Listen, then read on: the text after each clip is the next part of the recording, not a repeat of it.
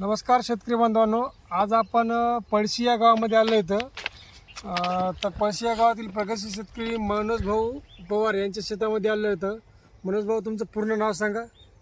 नमस्कार, मनोज प्रभाकरराव पवार, राहणार पळशी, तालुका सेनगाव, जिल्हा हिंगोली। Mobile number 97 63 48 71 71। मनोज भाऊ, तुमच्याकडे पूर्ण क्षेत्र किती आहे हळदीचं? 8.5 एकर क्षेत्र यावर्षी आहे आपल्या हळदी। 8.5 दाणेदार तुम्ही या हळदीला बेसल डोस मध्ये वापरलं? होय। तर बेसल डोस मध्ये वापरल्यानंतर या हळदीमध्ये काय फरक वाटायला तुम्हाला?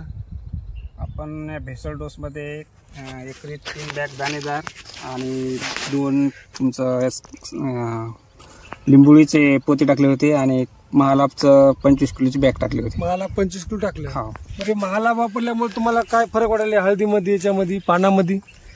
पानाची जे निघताना जे हळद निघते ते पिवळसर आणि पतलं पान निघते। बरं। आपण महालाभ वापरल्यामुळे एकदम पानाची जाडी भरपूर, शिरा एकदम जाड पान आणि कोमबिक असे हिरवेगार निघालेले। बरोबर आहे। बरं भाऊ, तुम्ही मागच्या वर्षी हळदीला शेवटच्या स्टेपला आपण महालाभ पावडर वापरलं होतं, तर महालाभ पावडरचे रिझल्ट कसे येतं?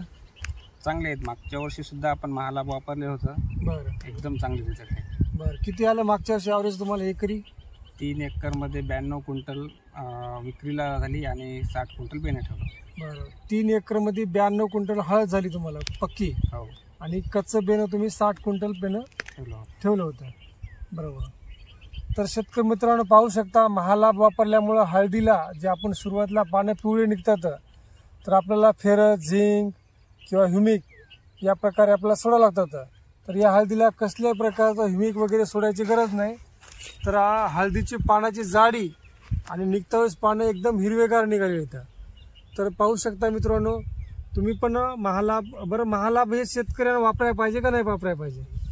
शेतकऱ्याला काय संदेश देसाल तुम्ही? सर्व शेतकऱ्यांनी महालाभ वापरायला पाहिजे।